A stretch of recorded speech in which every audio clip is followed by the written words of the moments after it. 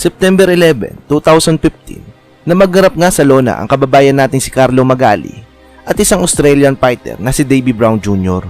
upang paglabanan ang bakanting IBF Pan-Pacific Super Featherweight titles na dinayo pa mismo ng kababayan nating Pilipino sa bansang Australia, ang sinasabing tigasin at prospect ng bansang Australia. Ngunit sa laban na ito ay magugulat ka sa lakas ng mga suntok ng kababayan nating Pilipino na ito. Dahil nga dito, meron ngang hindi kaaya-ayang pangyayari ang naganap sa nakalaban ng Pinoy matapos ang 12 rounds sa bakbakan. Pero bago tayo magpatuloy mga idol, isang mabilisang shoutout muna sa mga idol nating first score commenter natin na sina Marcus, Tid TV, Bulastog TV at kay Marlo Salvador. Maraming salamat mga idol sa suporta. Let's go!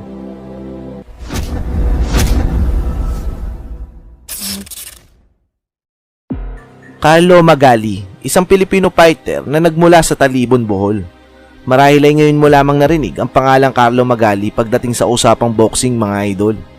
Pero alam mo bang isa itong Pilipino na ito na tinuring na may pinakamalakas na kamao na Pilipino fighter sa ating bansa? Meron na nga namatay na boksingero sa mga kamay nito dahil sa lakas ng mga suntok nito.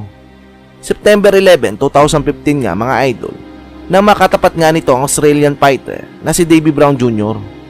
Bago pa man ang laban mga idol ay marami na nagsasabing paglalaroan lamang daw ng Australian fighter ang Pinoy, sapagkat pagdating sa kartada ay kitang-kitang underdog ang bata nating si Carlos.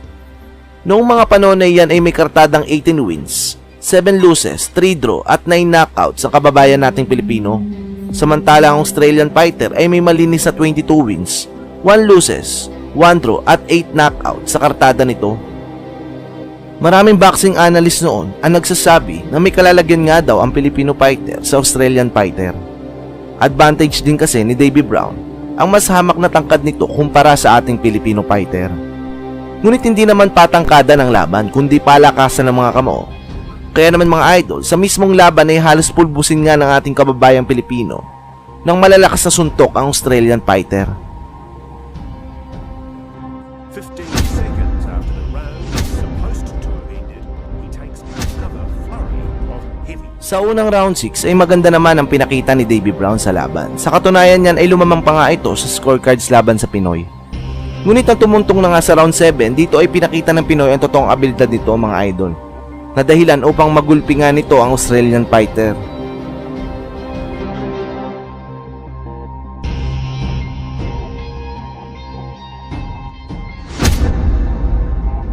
Nang sumapit naman ang round 12 mga idol, 30 seconds bago pa man tumunog ang bell, knockout ang inabot ni Davy Brown sa kababayan nating si Carlos Magali.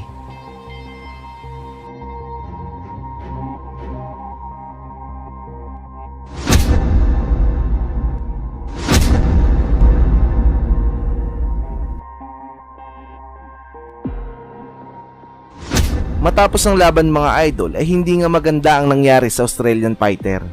Nagkaroon kasi ito ng severe brain bleeding o matinding pagdurugo sa utak, sanhi ng pagtama ng mga malalakas na suntok ng kababayan nating Pilipino. Agaran itong nakomatos mga idol 3 oras matapos ang laban, at 4 na araw ang lumipas mga idol ay binawian ito ng buhay sa ospital. Napakalungkot para sa pamilya ni Davy Brown ang pangyayari. Sinisisi ng pamilya ni Brown ng referee at doktor sa laban na iyon sapagkat kitang-kita naman daw na sa round 11 pa lang ay hindi na kaya ng Australian fighter na makipagsabayan sa Pinoy. Ngunit tinayaan pa rin itong magpatuloy sa round 12. Hindi naman naging masaya ang Pinoy fighter sa nangyari. Sa nakalaban niya mga idol, nanalo man siya, may kurit pa rin sa puso ng Pinoy ang pagkasawi ng kapwa niya, boksingero. February 16, 2019 ay may isang Hapon ang dumayo sa Pilipinas para wasakin at tapusin na namamayagpag noon na isang Pinoy boxer. Ito'y walang iba kundi si John Riel Cuadro Alas Casimero. Sa pagdayong ito ay plano ng Hapon na ipahiya si Casimero sa mismong harapan ng mga kababayan natin. Ang Hapon na ito ay nagngangalang Kenya Yamashita. Sa mga di po nakakakilala sa Hapon na ito, hindi po basta-basta ang Japanese fighter na ito mga idol. May malawak po itong karanasan sa amateur division. Sa katunayan niya, sa unang pagsabak nga po nito sa amateur boxing ay tinapos nga po agad nito ang kalaban nito sa loob lamang po ng 48 seconds sa pamamagitan ng brutal na knockout. Nagkamit din po ito ng titulo na All Japan Flyweight Rookie of the Year. At bago nga po nito kalabanin si Casimero ay kagagaling nga lang po nito sa isang laban kontra sa kababayan natin na si John Apolinario na tinapos po ng Hapon sa pamamagitan ng brutal na knockout. Mula naman sa kabilang banda mula kay Cuadro Alas, bagamat kagagaling nga lang nito sa isang masakit na pagkatalo noon sa kababayan natin na si One Punch Man Jonas Sultan. In favor to the winner by unanimous decision from Zamboanga del Norte, Jonas Sultan. Ay hindi po ito pinanghinaan ng loob, bagkus ay lalo po ito nag-insayo upang bumangon sa kanyang pagkakamali kay Sultan. Kaya naman, sa laban nito kontra sa Hapon, ay hangad ni Casimero na makapagpakita ng isang impresibong panalo sa harapan mismo ng ating mga kababayan. Ito na nga po mga idol, sa mismong laban, sa early rounds pa lang ay sobrang agresibo na po ni Casimero dahil sa mabibigat na mga suntok na pinapakwalan nito, tila ba gusto na agad tapusin ng Hapon. That is definitely the case and also first time lalaban sa ibang Maliit, bansa maliit. si Yamashita. Nadidiin na. Teka lang. Gusto manalo ng Casimero. Bisita, ha? And of course, yung ating IBF champion at 115 na si Jerwin Ancajas. And right now, napakarami ring world champions coming from Japan. Of course, the best of which is the bantamweight Naoya Inoue. People call the monster. Oh, great shot.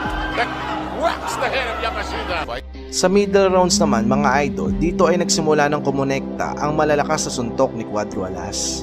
Dahil nga po dito ay unti-unti nang napipinsala ang pagmamukha ng Hapon dahil sa lakas sa mga patama na pinapakawala ni Cuadro Alas. Nagsimula na rin dumugo ang ilong nito matapos nga pong tamaan ng tila ba Shoryuken, uppercut ni Casimero. Standing, abante. Oh! Uppercut on the money. And another left hook. And a right straight. And a left hook. This is like marching. A left, a right, a left, a right. That's good. Oh, that uppercut has been the money punch. And a shot to the ear. And another one. But Yamashita is still very much around. Parang mas iniinda niya yung body punches kaysa sa head blow. Oo. Parang impangan niya kaya eh, no?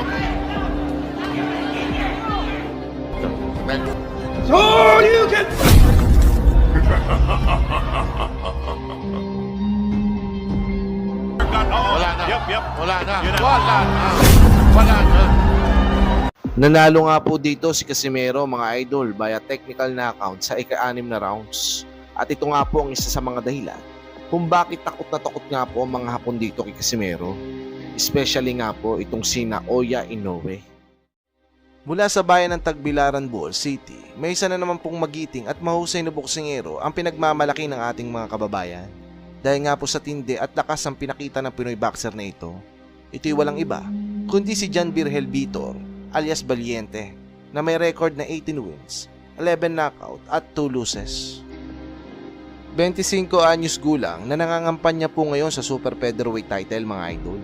Marahil ay ngayon mo lamang po narinig ang pangalan ng bagitong boksingero na ito. Pero bibilib ka naman po talaga kapag napanood mo ang batang ito dahil matindi po talaga ang mga kamao nito. September 9, 2022, nang makalaban nga po ng Pinoy ang sinasabing pinakamatinding prospect ngayon ng Thailand sa super featherweight division at dating Muay Thai fighter na si Arnon Yupang na may record na 9 wins, 3 knockout at 2 losses. Paglalabanan nga po nila ang bakanting WBO Oriental Super Featherweight title na ginanap po mismo sa Pilipinas sa Bohol City.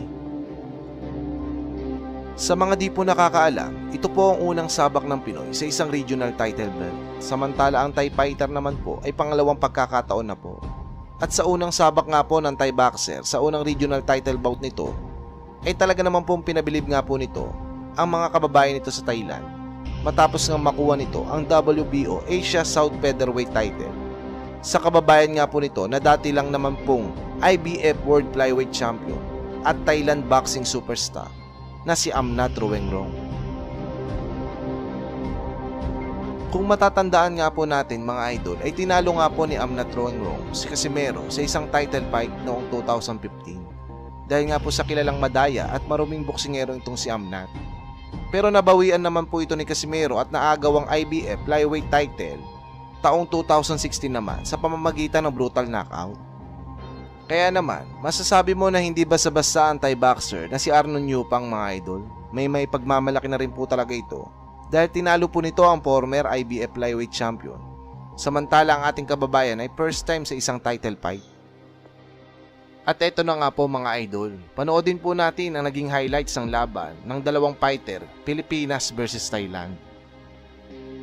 He asked for a sign or something big, Yes. from God, and this is what he has been waiting for. The answer to his prayers, The fight of his life, the partner. fight of his life, partner. Virgel Vitor has 18 wins. Yung nag-fill out process, partner. Yes. 130, super ped. Of course, we have our WBO officials here present in Dimiao. Partner, itong si Arnon Yupang naman, nakaharap na niya ang Pinoy na si Fritz Biagdan. Yes. He won via unanimous decision, but it was a very, very close fight, no? Sabi ko nga sa'yo, tinalo nito yung former IBF Yes. flyweight champion si Amnat Ringrong. Actually, sa mga nagsasabi na mismatch, you cannot judge the fighter based on his record, deceptive ang record ni Sa round 2 naman mga idol, dito ay nagiging agresibo na po ang kababayan nating Pinoy. Nakikipagsabayan naman po ang Thai boxer. Medyo nagkakainitan na po ang dalawa mga idol sa round 2. Nice. triple jab by Triple V, partner. Family. Lumusot yung isang katawan na suntok ni Vitor doon. He's varying age are your commentators for tonight. Si Champ Verilo Silvano kanina pa nanonood. Yes, magandang laban ito. Tama ka, no? Philippines versus Thailand.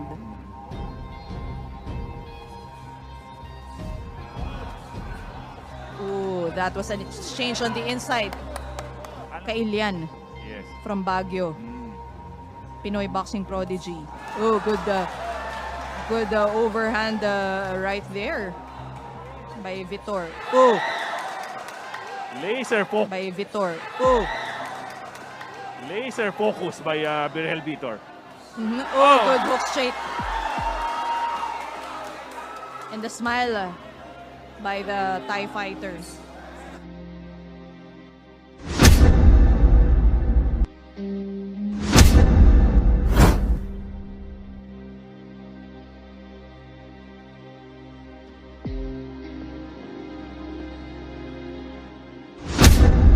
Sa round 3 naman mga idol, dito ay naging matindi na po ang sabayan ng dalawang fighter. Pero iba pa rin po talaga ang kamao ng kababayan nating si Vitor mga idol. Mas nangibabaw nga po ang lakas ito kumpara sa Thai boxer.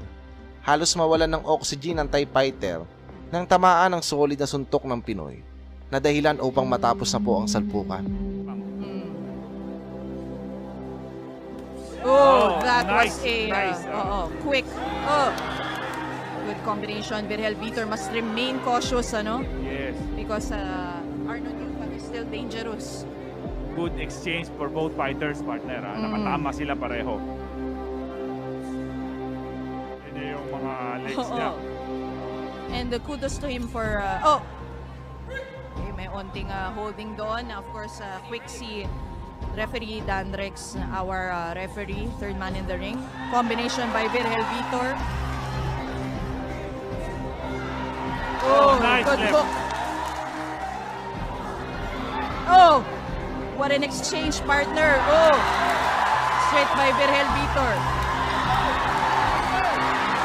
Yupang seems to be in danger, but is still standing.